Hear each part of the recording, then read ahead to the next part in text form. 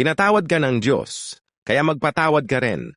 Sa pagpapatawad may kapayapaan, Efeso 4:32.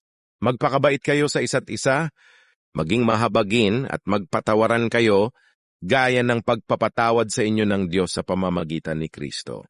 Ang pagpapatawad ay hindi laging madali, lalo na kapag malalim ang sugat na iniwan sa atin.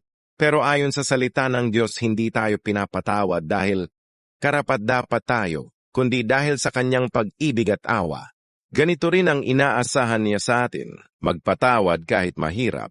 Kapag pinili nating magpatawad, hindi ibig sabihin na tama ang ginawa sa atin.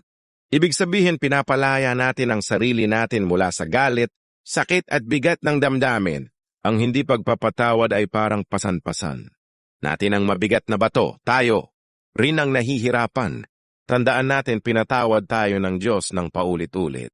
Kaya bilang kanyang mga anak, tinatawag din tayong magpatawad, hindi lang minsan, kundi palagi.